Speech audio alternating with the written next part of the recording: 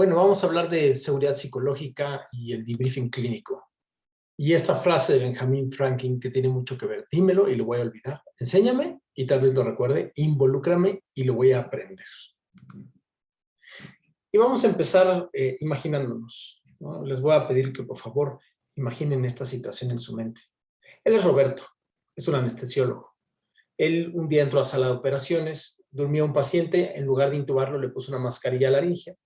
Pero Roberto es un anestesiólogo que le gusta estar preparado y entonces en su máquina de anestesia siempre tiene un laringoscopio listo por si se necesita intubar al paciente. De pronto la cirugía empezó a tardar. No me voy a meter en temas clínicos. El tema es que Roberto decide que mejor va a intubar al paciente y cuando voltea a ver a la máquina de anestesia, su laringoscopio ya no está. Roberto se asusta, dice, no puede ser, según yo sí empecé con laringoscopio, pero ¿dónde está? ¿Qué puede estar pasando, no? Ella es Luisa, y Luisa vio lo que pasó. Ella identificó perfectamente bien a la persona que entró, tomó el laringoscopio y se lo llevó. Pero Luisa no quiere que lo vayan a castigar, ¿no? Y entonces prefiere no decirlo. Lo que hace que Roberto se enoje, obviamente, ¿no? Al final de cuentas, Roberto solamente quiere que esto no pase otra vez. O sea, sabe que alguien lo tomó por error, por lo que sea, pero pues esto no debe de pasar. Y Luisa piensa que si lo dice, pues van a castigar a la persona que lo tomó y pues lo tiene que proteger. Por cierto, es una historia casi de la vida real, ¿no? Tiene algunas cuestiones de ficción, pero es muy cercana a la realidad. ¿Qué sabemos? Sabemos que hay errores que van a pasar en el individuo, van a suceder en el equipo o van a suceder en el sistema, pero los errores van a cometerse y también van a cometerse aciertos. Sabemos también, y no voy a entrar en este tema porque obviamente pues es un tema que ya todos sabemos, pero los errores médicos pueden ser hasta la tercera causa de muerte en Estados Unidos, ¿no? Como dice este artículo, que podrían ser causas debatibles, pero al final de cuentas no sabemos, ¿no? O sea o no sea la tercera o la cuarta, son demasiados, son 100,000 o son 400,000 muertes, son demasiadas, ¿no? Y entonces viene la siguiente pregunta y se las voy a hacer. ¿Cuál sería el proceso normal en su hospital? ¿O cuál sería el proceso normal en tu hospital? Dirigiéndome exactamente a ti que estás viendo esta plática, ¿no? O sea, con proceso normal me refiero sobre lo que pasó con Luisa y Roberto. ¿Qué pasaría si alguien se lleva un laringoscopio de una sala? Tal vez se va a un comité de morbimortalidad, se analiza en el servicio, se hace todo un evento de esto, o cuando suceden algunas otras cosas serias, pues puede pasar. O lo que más frecuentemente pasa, nada, queda ahí, al final de cuentas se cometió el error, sucedió, no lo quisieron compartir, se enojaron, se separaron, no pasa nada. Ahora vamos a pensar cuál es la situación ideal. Vamos a imaginar. Y la situación ideal involucra aprender del pasado, reflexionar en ese momento lo que pasó, para después ver qué podemos aplicar al futuro y que esto no vuelva a suceder, o con las buenas prácticas, pues qué podemos hacer que sí se repita, ¿no? Y así mejorar la seguridad del paciente y disminuir esos errores, y así mejorar la calidad de la atención. Y así evitar esto, ¿no? Esta separación, en este caso entre Roberto y Luisa, este enojo, esta frustración por una situación que pasa y en donde ambos tienen un punto de vista válido, y convertirlo en algo más o menos así, tal vez utópico, pero pues estamos pensando en la situación ideal, ¿no? En donde hay un gran trabajo en equipo y comunicación y colaboración, ¿no? Entonces, ¿qué tiene que pasar para que logremos esto? Bueno, número uno es este concepto de la cultura justa, que existe desde hace mucho tiempo. La cultura justa no solamente en salud, sino en otras áreas. Y de lo que habla es sobre qué hacemos con estos aciertos y qué hacemos con estos errores. Porque lo usual, la cultura organizacional que tenemos es que esos errores se critican, se atacan, hay una cultura de la culpa, de esconder el error, en fin, ¿no? Pero la cultura justa lo que dice es esto, ¿no? Entonces, déjame poner.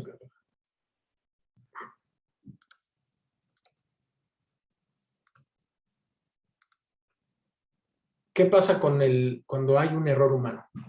Cuando hay un error humano, una equivocación, un lapsus, un desliz, pues me confundí, o sea, pues soy ser humano y me puedo equivocar, pero no hubo una intención de por medio de fastidiar, de hacer daño, lo que sea.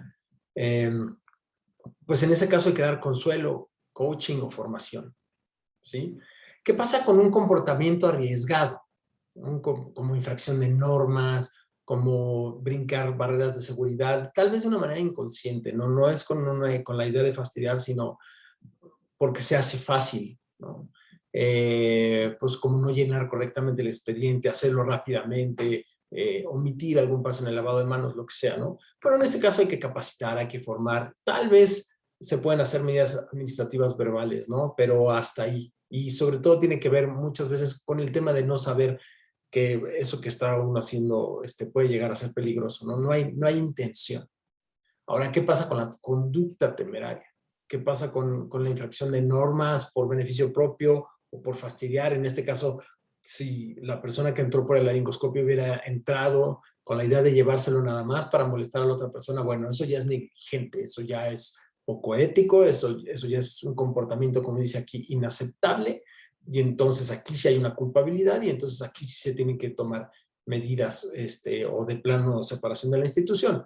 Pero no es lo más frecuente en medicina. Lo más frecuente es que la gente vayamos a tratar de hacer el bien y ayudar a nuestros pacientes, ¿no? También, pues, tenemos que reconocer lo extraordinario dentro de la cultura justa, ¿no? No nada más hablar del error, sino también hablar de lo bueno y de las cosas muy buenas que se hicieron y reconocerlo y premiarlo. Entonces, el primer punto es generar en nuestra cultura organizacional una cultura justa, una cultura en donde se traten los errores y los aciertos como lo que son y investigar bien el origen y las causas y el por qué se cometieron para entender si lo que necesita la persona es apoyo, que sabe que se equivocó, coaching, formación o de plano si fue negligente, una llamada de atención, ¿no? El segundo punto es para que pueda generarse también esta cultura justa y después para hablar del debriefing clínico es el tema de la seguridad psicológica. Esta seguridad psicológica pues se ha estudiado mucho en el tema de comportamiento organizacional. De hecho, hay un artículo interesante del Harvard Business Review en donde habla acerca de los equipos de alto rendimiento, ¿no? Y cómo necesitan esta seguridad psicológica. Y pues da algunas recomendaciones de cómo lograrlo, ¿no? Pero no solamente en el tema del comportamiento organizacional en las empresas se ve este tema de seguridad psicológica, hay algo escrito acerca de esto en salud, ¿no? Como este artículo en donde hablan acerca pues, ¿cuáles son los factores que permiten o que llevan a un ambiente de seguridad psicológica y que son estos que pongo abajo, ¿no? La prioridad por la seguridad del paciente, la orientación por mejorar o aprender, y aquí estamos hablando de una cultura organizacional, ¿ok? No en específico de una persona, aunque obviamente tiene que involucrar a todas las personas, que estas sean sus valores y su manera de ser dentro de la organización, pero al final tiene que ver con que así se mueve la organización en pro de la seguridad del paciente, viendo siempre todas las medidas para llevar la seguridad del paciente a cabo, que sea una cultura de orientar, de mejorar y de aprender, que sea una cultura de apoyo, una cultura en donde unos están ahí para ayudarse a crecer y a ser mejores y no una cultura de culpa y de ver quién llega más lejos y de competencia, ¿no? También tiene que ver con la familiaridad entre colegas y muy importante, las jerarquías, las diferencias y la inclusión entre todos, ¿no? Entonces, estos son los factores que permiten esta cultura de seguridad psicológica en las instituciones de salud, ¿no? Y obviamente, todas estas tienen algo en común y es el liderazgo. Usualmente, y como bien dice en este artículo, los líderes, sobre todo los líderes que están orientados al cambio, que no están enfrascados en quedarse en lo mismo, sino en el cambio, en el mejorar, en el crecer, en el análisis constante de qué podemos hacer para estar mejor. Esos líderes que fomentan en su equipo ese crecimiento son los líderes que también generan dentro de ese equipo una cultura de seguridad psicológica. Y no puedo dejar de recomendarles que revisen esta publicación, es muy pequeña, es un artículo que habla acerca de la seguridad psicológica en los equipos de salud y sobre todo habla de cómo debemos evitar lo que ya sabemos, ¿no? El bullying, el criticar los comentarios de los demás, o al revés, el tener miedo a decir algún comentario por jerarquías, etcétera, ¿no? Entonces, la seguridad psicológica se trata de generar un ambiente en donde todas las personas sientan que pueden opinar, que pueden hablar, que pueden expresar su punto de vista y que van a ser escuchados, que no van a ser juzgados, que no van a ser criticados, sino que se va a tomar en cuenta su punto de vista o su opinión, ¿no? Y regreso al artículo del Harvard Business Review que les comentaba hace rato, porque su cuarto punto me llamó mucho la atención y dice sustituir el culpar por la curiosidad, ¿no? ¿Cómo generar una cultura de seguridad psicológica? Pues en lugar de yo decir, tú te llevaste el laringoscopio, tú tienes la culpa, es decir, tú te llevaste el laringoscopio, debe haber habido una buena razón, ¿por qué? ¿No? Cuéntame más. Y eso ya nos empieza a sonar conocido, ¿no? Dentro del debriefing. La base, uno de los puntos más importantes de la famosa molécula de la argumentación e indagación que nos enseñan en el Center for Medical Simulation y con el tema del debriefing con buen juicio es apoyarse en la curiosidad. Si no hay curiosidad genuina, lo demás es un poco falso, ¿no? Entonces, vean cómo conecta perfectamente bien el tema de la seguridad psicológica y el cambiar la culpa por curiosidad a sumar esa curiosidad al concepto de decir, bueno, pues quiero explorar más o quiero conocer más. Y entonces, pues, obviamente, ya saben la respuesta a esta pregunta, ¿cómo identificamos el origen de lo sucedido? ¿Cómo identificamos el por qué y quién y por qué se llevó ese laringoscopio? Y más aún, ¿por qué Luisa no quiere compartir o le da miedo, etcétera? Pues con un debriefing, ¿no? Vale la pena hacer el paréntesis que debriefing es una palabra que se aceptó en el castellano. No hay como tal una palabra con la que podamos sustituirlo. Entonces hablaremos de debriefing, aunque sea un anglicismo. ¿Y dónde nace el debriefing? Bueno, pues nace en el ejército. Nace en el ejército y nace de la acción real, ¿no? Entonces iban los soldados. De hecho, está muy interesante en este artículo en donde hablan de la historia del debriefing y cómo en Estados Unidos los soldados en la Segunda Guerra Mundial, en Corea, en Vietnam, pues iban a las misiones y a la hora de regresar, pues fueron estructurando una forma de analizar y de conversar sobre lo sucedido para aprender y aplicarlo en futuras misiones. Lo interesante es que, y lo vamos a ver más adelante, es que nosotros lo llevamos a la educación y ellos ya vienen de la práctica, ¿no? Ellos lo toman de la práctica real, de la aplicación real y luego lo llevan a la educación y nosotros pues, lo tomamos en la educación y ahora queremos llevarlo a la práctica. Pero bueno, eso lo vemos más adelante.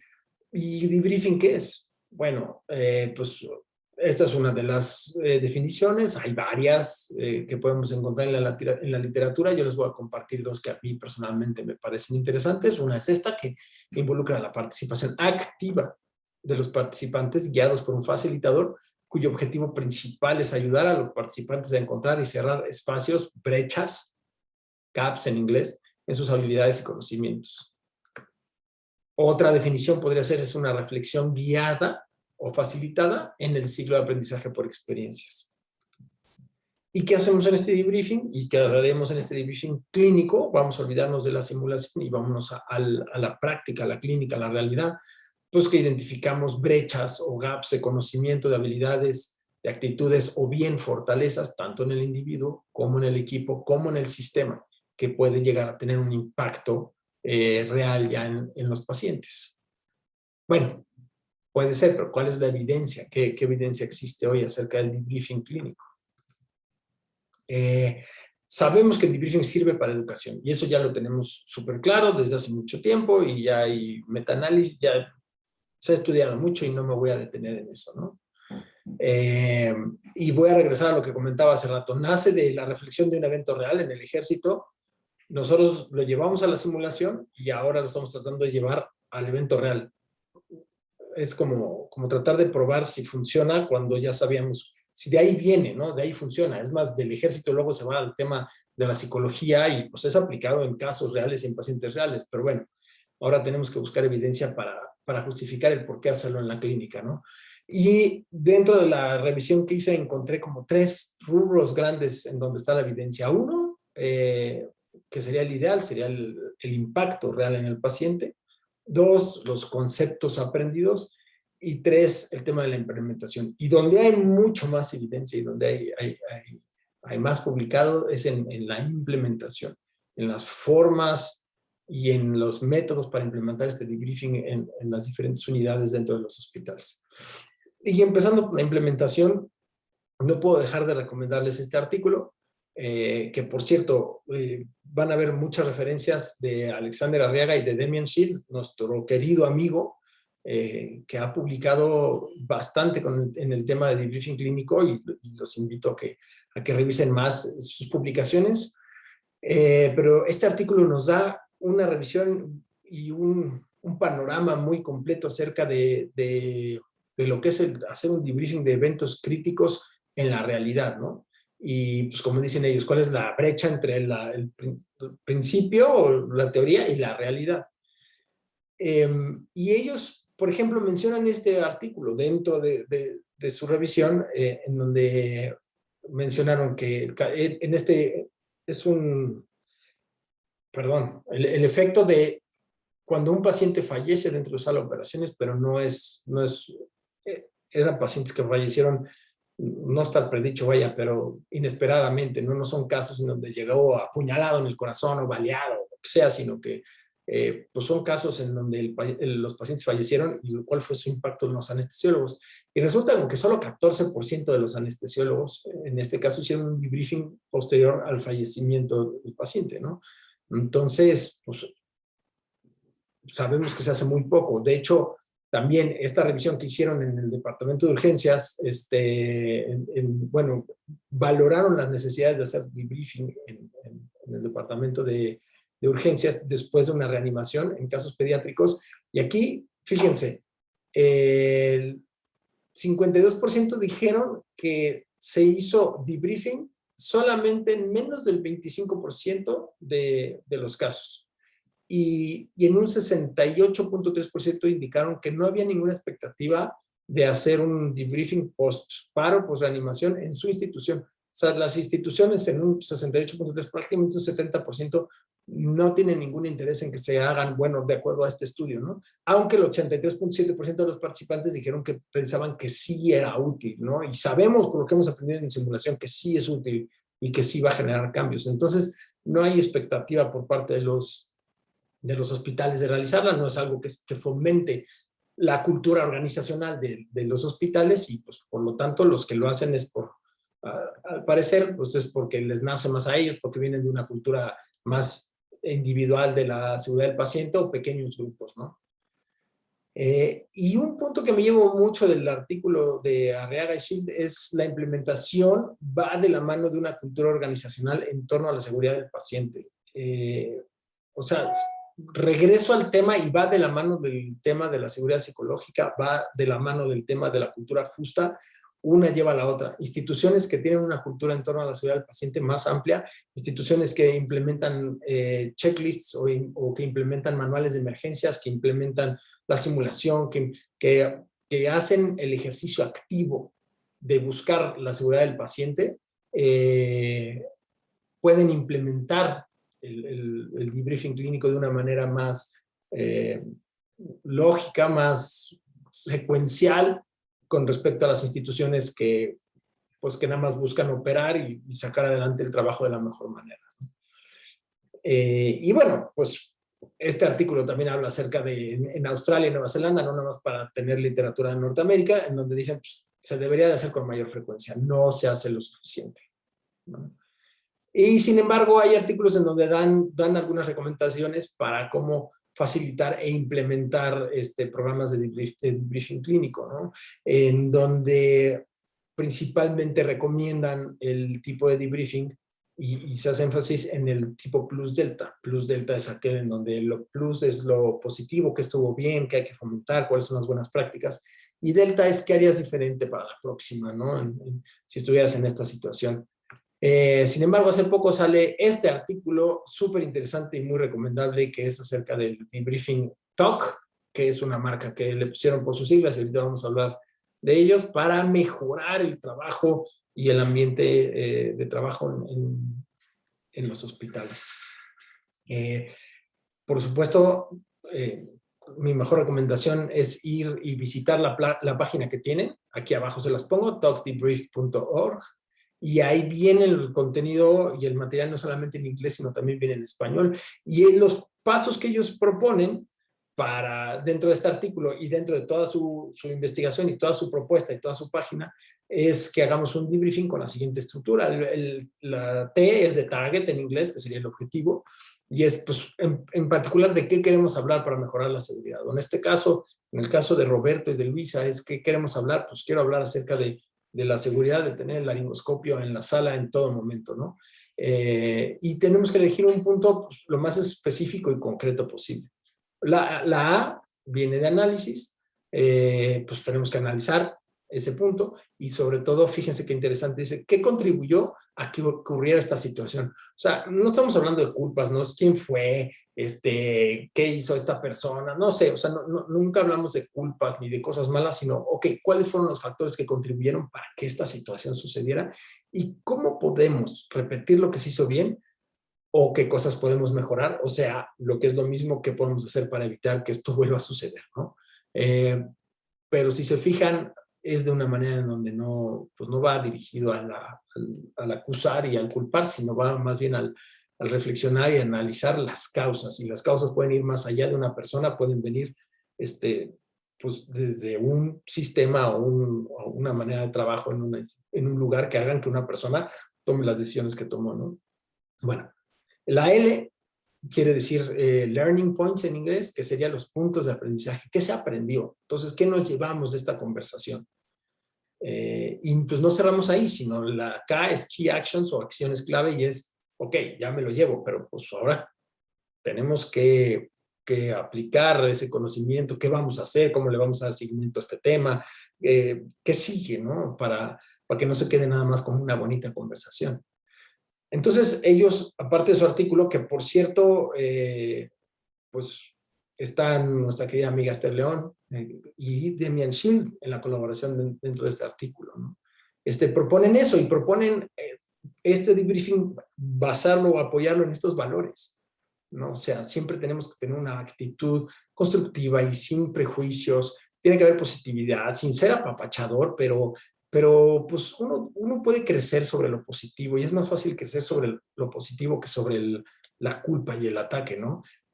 Usar frases neutras en donde no hay juicios, no hay evaluación, ¿no? Bueno, pues evitar comentarios negativos no quiere decir que tengamos que apapachar, pero un comentario negativo que juzga, que ataca, pues eso hay que evitarlo, ¿no? Y aunque una persona se haya equivocado, se puede tomar esa equivocación como un punto de aprendizaje y de crecimiento en lugar de convertirlo en un punto de ataque. Siempre hay que buscar soluciones aplicables, ¿no? En lugar de culpables. O sea, ¿cuál va a ser nuestra solución y qué vamos a hacer para la próxima? No es nada más tú fuiste el culpable y pues fue tu culpa y no deberías de vivir casi, ¿no? Pero no tanto, pero sí me entienden, ¿no? O sea, no atacar a la persona, ¿no? Y además, esto que me parece súper interesante, ir paso a paso. No necesitamos los grandes cambios, ¿no? Ir identificando pequeños objetivos que sean alcanzables de un escalón a otro, ¿no? No ver ahorita cómo llego hasta allá arriba, sino voy a ir subiendo un escalón y luego otro, pero eso sí, le voy a dar seguimiento. Entonces voy a buscar un objetivo, voy a mejorar, le voy a dar seguimiento y luego otro hasta que vayamos creciendo, ¿no?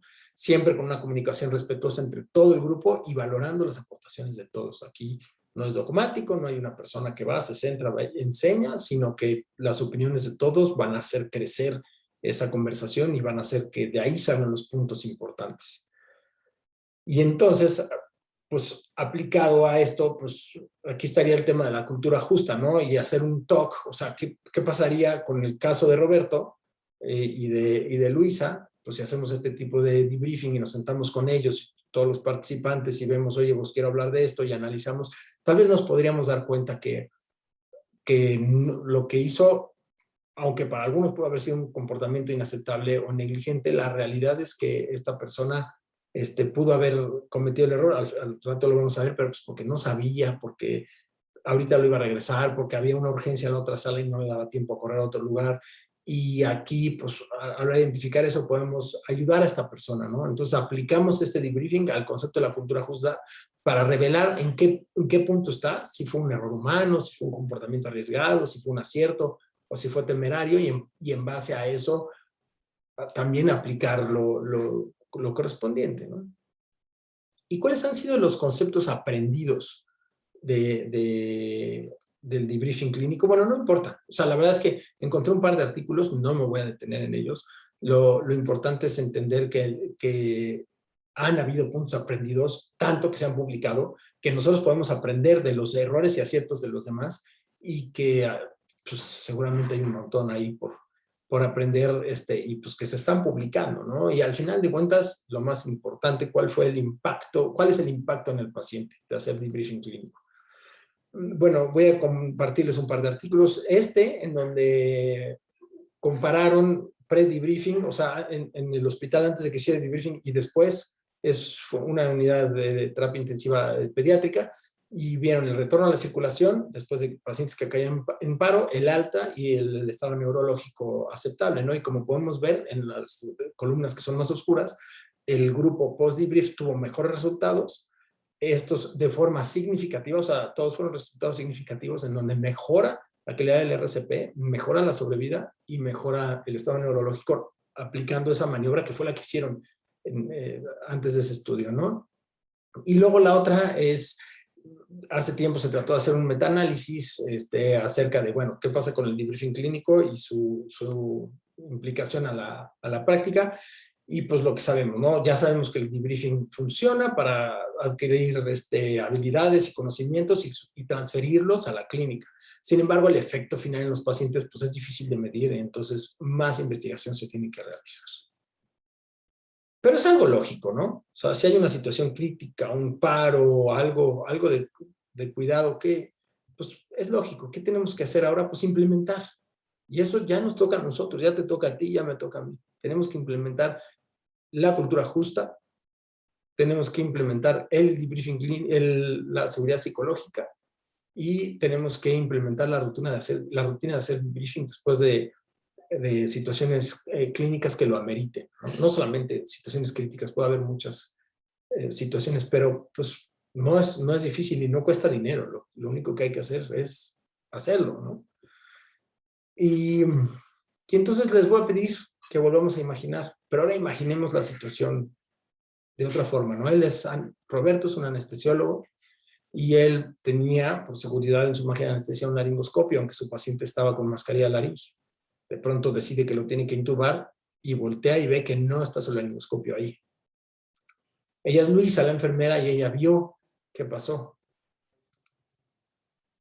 Y dice, pues vi que Juan se lo llevó, ahora voy corriendo por uno, lo traigo y después hablamos con Juan para saber por qué se lo llevó. Él es Juan, está muy asustado y muy preocupado, pero sabe que está en un ambiente de seguridad psicológica en donde no lo van a juzgar. Y a la hora de hacer un debriefing tipo TOC o el que quieran, encuentran que lo que él, a la hora de darse cuenta que Roberto estaba ocupado con el paciente, no lo quiso molestar. Y se le hizo muy fácil tomar el laringoscopio y pensar, ahorita lo regreso. Y sobre todo, no sabía que podía usar un laringoscopio a pesar de que el paciente estaba con mascarilla laringe. O sea, el procedimiento ya estaba iniciado. ¿Para qué quiere un laringoscopio ahí? Él no sabía que es un tema de seguridad, ¿no? Entonces Roberto, pues al final le dice a Juan que no pasa nada, que a la próxima solamente se lo pida. Y Luisa dice que la próxima vez que vea a alguien llevarse algo, lo va a preguntar, ¿no? O sea, va a preguntar por qué se lo llevó. Y Juan, pues Juan aprendió y además le compartió lo aprendido a sus compañeros, y en ese hospital no ha vuelto a pasar que se llevan un laringoscopio de una sala en donde hay un paciente dormido, no importa si está intubado, sedado, con laringe, con lo que sea, por seguridad de todos los pacientes, ¿no? Y entonces es hora de ir a trabajar.